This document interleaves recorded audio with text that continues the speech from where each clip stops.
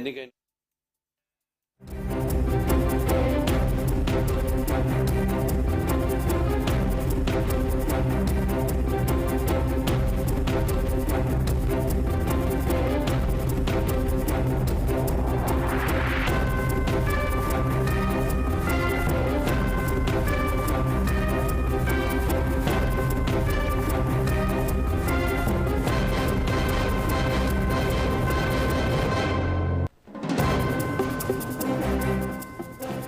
Breaking news చూస్తున్నా. మాజీ speaker Pocharam Srinivas Reddy Congress లోకి చేరారు. పోచారంతో పాటు ఆయన కుమారుడు కూడా కాంగ్రెస్ లోకి చేరారు.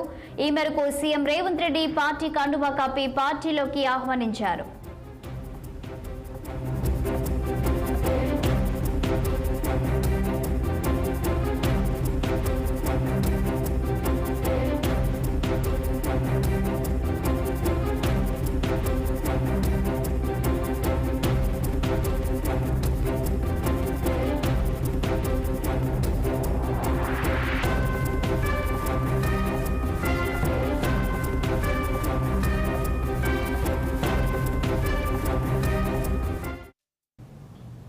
మాజీ స్పీకర్ పోచారం శ్రీనివాస్ రెడ్డి కాంగ్రెస్ లోకి చేరారు. పోచారంతో పాటు ఆయన కుమారుడు కూడా కాంగ్రెస్ లోకి చేరారు. ఈ మేరకు సీఎం రేవంత్ రెడ్డి పార్టీ కండువా కప్పి పార్టీలోకి ఆహ్వానించారు.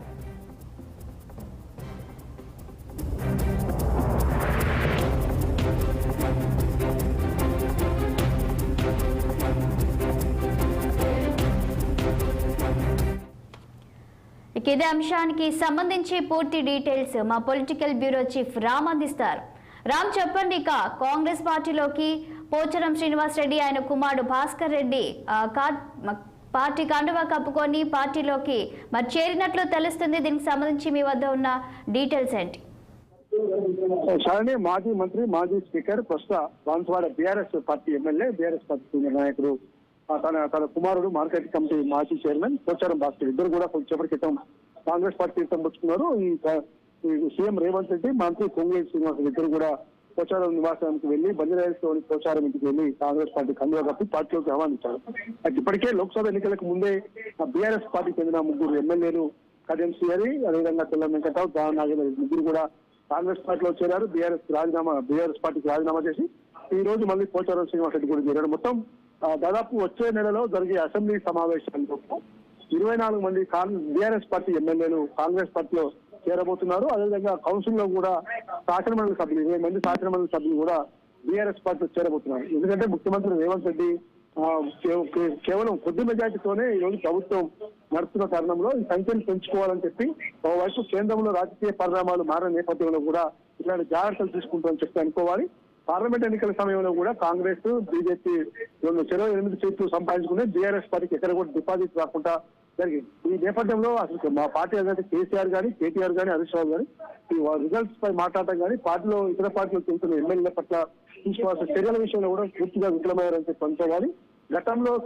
గత బీఆర్ఎస్ ప్రభుత్వంలో ఏదైతే కాంగ్రెస్ పార్టీ శాసనసభ సభ్యుల్ని, అదేవిధంగా మండలి సభ్యులందరినీ కూడా ఈ టీఆర్ఎస్ లో చేర్పించుకొని శాసనసభ పక్షాన్ని, ఇటు మండలి పక్షాన్ని కూడా విలీనం చేసిన సంఘటన చూసాం. అదే పరిస్థితిలో ఈ రోజు ముఖ్యమంత్రి రేవంత్ రెడ్డి కూడా రివెంజ్ తీర్చుకునే పనిలో మాజీ ముఖ్యమంత్రి కేసీఆర్ పై ఉన్నట్టు తెలుస్తా ఉంది. ఆ పనులను ఖచ్చితంగా చేసి తీర్చాలని చెప్పి ముఖ్యమంత్రి రేవంత్ రెడ్డి చెప్పాడు.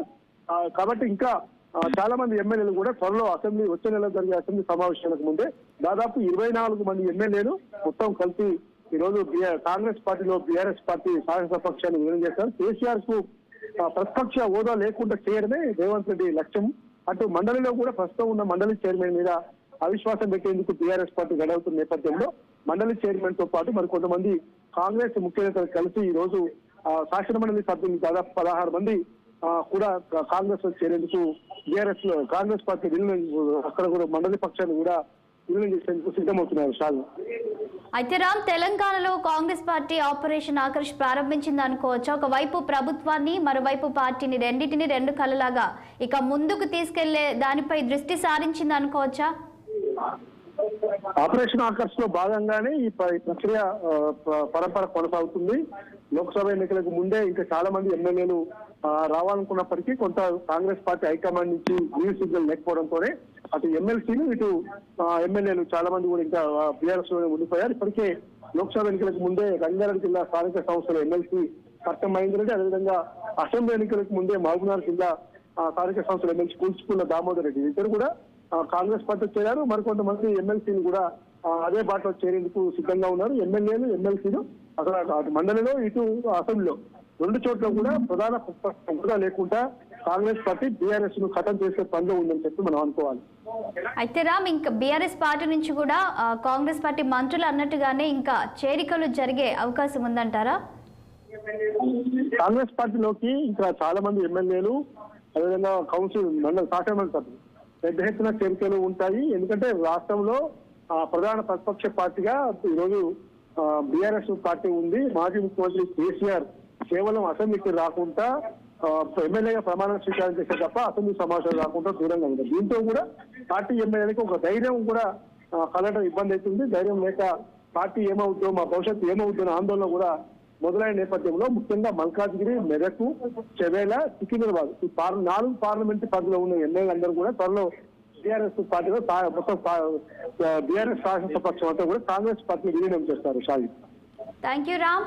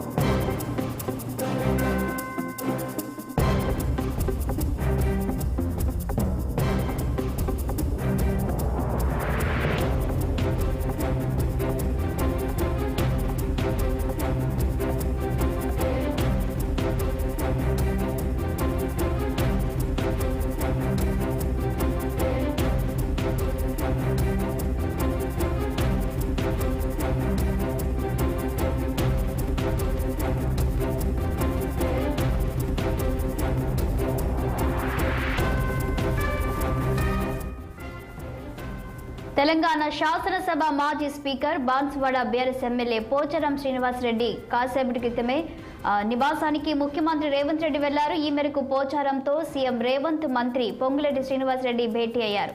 ఆ తర్వాత మాజీ స్పీకర్ పోచారం శ్రీనివాస్ రెడ్డి కాంగ్రెస్ లోకి చేరారు. పోచారంతో పాటు ఆయన కుమారుడు కూడా కాంగ్రెస్ లోకి చేరారు. ఈ మేరకు సీఎం రేవంత్ రెడ్డి పార్టీ కండువా కప్పి పార్టీలోకి ఆహ్వానించారు.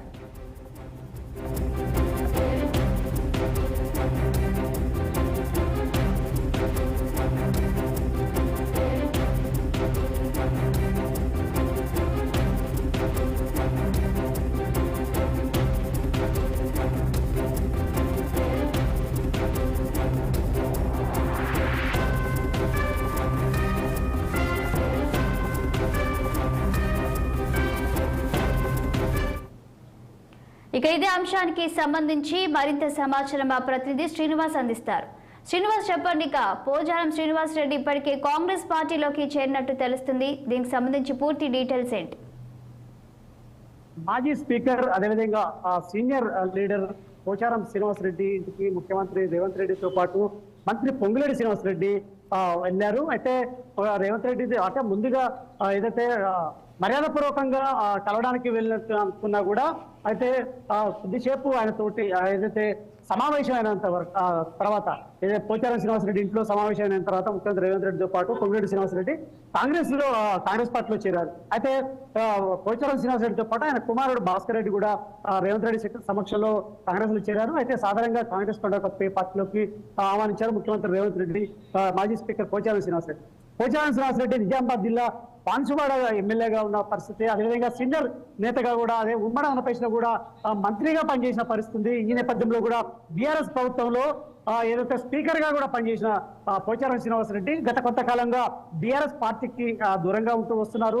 ఏదైతే రాజకీయాల అంశాలపై కూడా పెద్దగా ఎక్కడ పాల్గొన్న పరిస్థితి లేదు బీఆర్ఎస్ పార్టీలో కూడా. ఈ నేపథ్యంలో కూడా తాజాగా ఏదైతే పోచారం శ్రీనివాసరెడ్డిని ముఖ్యమంత్రి రేవంత్ రెడ్డి అదేవిధంగా పొంగులేటి శ్రీనివాసరెడ్డి కలిసి పార్టీలోకి ఆహ్వానించారు. అయితే గత కొద్ది రోజులుగా పార్లమెంట్ ఎన్నికల కంటే ముందే ఏదైతే భారీ ఎత్తున అంటే బీఆర్ఎస్ కి సంబంధించి మొత్తం ఖాళీ అవుతుంది. బీఆర్ఎస్ ఎమ్మెల్యేలతో పాటు ముఖ్య నేతలంతా కాంగ్రెస్ లో చేరతారని కూడా ప్రచారం చేశారు. అదేవిధంగా పార్టీ నేతలు అదేవిధంగా పిసిసి అధ్యక్షుడు రేవంత్ రెడ్డి కూడా చెప్పినప్పటికీ కూడా పార్లమెంట్ ఎన్నికలైన తర్వాత కూడా దీనికి సంబంధించి అయితే సీరియస్ గా ఫోకస్ పెట్టి ఆపరేషన్ ఆకర్షకి మళ్ళీ తెరలేపారని చెప్పొచ్చు. ఈ నేపథ్యంలో కూడా గత 3-4 రోజుల నుండి రేవంత్ రెడ్డి జూబ్లీహిల్స్ లో తన నివాసంలో కూడా ఈ అంశాలపై సీరియస్ గా దృష్టి పెట్టడంతో పాటు అసెంబ్లీ సమావేశాలలోపే ఖచ్చితంగా బీఆర్ఎస్ ని ఖాళీ చేయడంతో పాటు అక్కడ ఉన్న ఎమ్మెల్యేలని అదేవిధంగా ఎమ్మెల్సీలు అందరినీ ఖచ్చితంగా కాంగ్రెస్ లోకి తీసుకురావడానికి కూడా కసరత్తు చేయడంతో పాటు ఆ విధంగా స్కెచ్ కూడా వేసిన పరిస్థితి.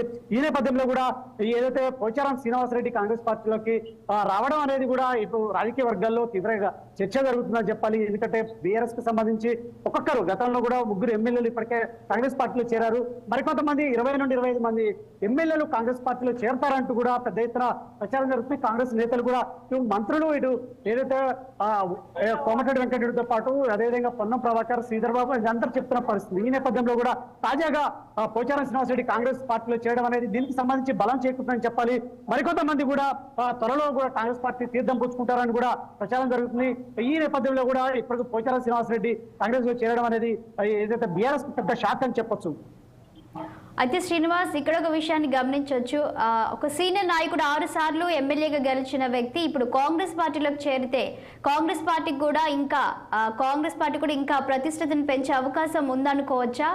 మళ్ళీ ఇంకొక విషయాన్ని చూస్తే బీఆర్ఎస్ లో ఎన్నికలు జరిగిన తర్వాత ఓడిపోయినప్పుడు కూడా పార్టీతోనే ఉన్నారు, కానీ కొన్ని రోజుల నుంచి అసంతృప్తితో ఉన్నట్లు తెలుస్తుంది. కారణం ఏంటి?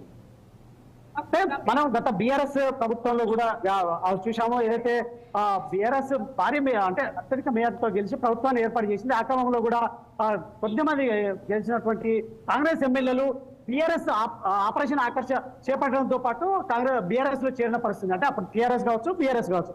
ఈ నేపథ్యంలో కూడా ఇప్పుడు కాంగ్రెస్ పార్టీ అదే తరహాని అదే పంతాన్ని కొనసాగిస్తుందని కూడా చెప్పొచ్చు. ఎందుకంటే కాంగ్రెస్ అధికారంలోకి వచ్చింది, అదేవిధంగా బీఆర్ఎస్ ఏదైతే కాంగ్రెస్ అధికారాన్ని కోల్పోవడంతో పాటు కూడా ఇప్పుడు చతికిల పడింది. అదేవిధంగా ఇప్పటికి ఆ పార్టీకి సంబంధించిన నేత మాజీ ముఖ్యమంత్రి కూడా కేసీఆర్ డీలపడిపోయారు. అదేవిధంగా పెద్ద ఎత్తున ఈ బీఆర్ఎస్ హయాంలో ప్రభుత్వ హయాంలో కూడా స్కామ్లు, ప్రాజెక్టుల స్కామ్లు కావచ్చు, అవినీతి అక్రమాలు బాగా జరిగాయని కూడా ఇప్పటికీ పెద్ద మొత్తాన్ని ప్రచారం జరుగుతుంది. ఆ రకంగా కూడా విచారణ జరుగుతున్న నేపథ్యంలో కూడా రాజకీయ భవిష్యత్తు బాగుండాలంటే ఖచ్చితంగా ఏదైతే బీఆర్ఎస్ పార్టీని వీడి కాంగ్రెస్ లో చేరాలని కూడా ఎమ్మెల్యేలంతా భావిస్తున్నారు. ఈ నేపథ్యంలో కూడా ఆపరేషన్ ఆకర్షణలో భాగంగా కూడా వీరంతా కాంగ్రెస్ వైపు చూస్తున్న పరిస్థితి అని చెప్పొచ్చు. అది ఆ రకంగా కూడా కాంగ్రెస్ వర్గాల్లో చర్చ జరుగుతుంది. మరొక వైపు ఈ నేపథ్యంలో కూడా కాంగ్రెస్ కూడా బలాన్ని పెంచుకోవాలి. ఖచ్చితంగా కాంగ్రెస్ ఇప్పటికే 25 స్థానాల్లో కాంగ్రెస్ గెలిచింది.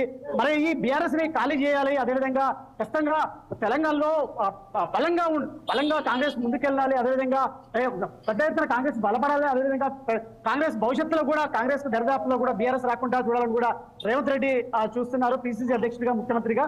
ఈ నేపథ్యంలో కూడా ఈ బీఆర్ఎస్ నేతల్ని అందరినీ కాంగ్రెస్ లో చేర్చుకోవడానికి కూడా సీరియస్ గా దృష్టి పెట్టారని కూడా చెప్పొచ్చు. ఈ క్రమంలోనే సీనియర్ నేత 6 సార్లు బోన్సవాడ నుంచి ఎమ్మెల్యే గెలుపొచ్చిన మాజీ స్పీకర్ పోచారం శ్రీనివాసరెడ్డి ఆయన కుమారుడు కాంగ్రెస్ లో చేరడం అనేది కూడా అందులో భాగంగానే చెప్పొచ్చు. మరికొంతమంది కూడా త్వరలో కాంగ్రెస్ లో అంటే అసెంబ్లీ సమావేశాలలోపు పెద్ద ఎత్తులో కాంగ్రెస్ లో బీఆర్ఎస్ కు సంబంధించిన ఎమ్మెల్యేలు కావచ్చు, ఎమ్మెల్సీలు కావచ్చు చేరడానికి కూడా రంగం సిద్ధం చేసుకున్నట్టు కూడా కాంగ్రెస్ వర్గాల్లో మాత్రం చర్చ జరుగుతుందని చెప్పాలి. చాలా థ్యాంక్ యూ శ్రీనివాస్.